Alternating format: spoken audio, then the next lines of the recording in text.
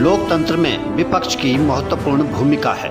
मैं यह तो नहीं कहूँगा कि विपक्ष को सत्तारूढ़ दल को मजबूत करना चाहिए। मजबूत तो विपक्ष को खुद ही अपने आप को करना पड़ेगा, मगर जिस तरीके से षड्यंत्रपूर्वक विपक्ष को कमजोर किया जा रहा है वह स्थिति संसदीय लोकतंत्र के लिए अच्छी स्थिति नहीं है।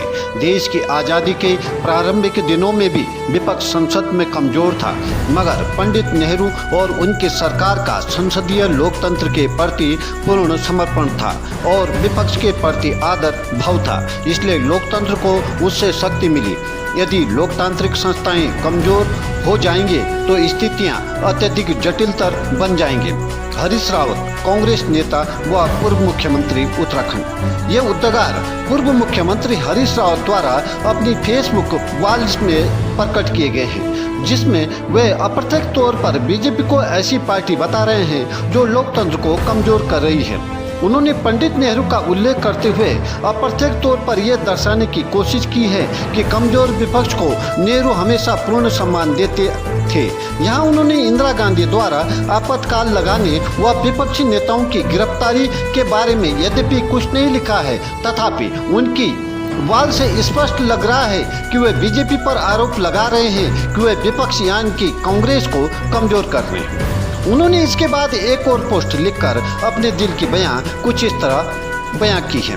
यह जनता का निर्णय है कि जो वो सत्तारूढ़ दल को अपार बहुमत दे देती है, मगर जो संवैधानिक संस्थाएं हैं वह संविधान सम्मत तरीके से आचरण सरकार करे, इस पर नजर रखनी है। और आज लोगों का संवैधानिक अधिकार खतरे में पड़ गया है। मेरे सामने आज एक ऐसा मामला आया है जिसमें एक धार्मिक कट्टरता में विश्वास रखने वाले संगठन ने एक नौजवान को जो ईद के दिन कुर्बानी का मीट लेकर घर जा रहा था, इतना पीट दिया कि वो पूरी तरीके से अक्षम हो गया। क्या कानून किसी को ऐसा करने की अनुमति देता है? और यदि ऐसा होने लग गया तो फिर देश में कानून का राज समाप्त हो जाएगा।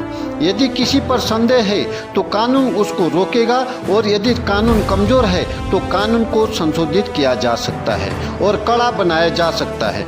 गोकशी किसी भी कीमत पर बर्दाश्त नहीं की जा सकती है और न उत्तराखंड में गोकशी होती है, मगर किसी पर यूं ही संदेह प्रकट कर पीटना कहां तक लोकतंत्र सम्मत है? इस प्रश्न पर गंभीरता से विचार करने की आवश्यकता है और जागरूक समाज को आगे आकर ऐसा करने से लोगों को रोकना पड़ेगा। तो ये थी उत्तराखंड के पूर्व मुख्यमंत्री हरीश रावत के मन की बात।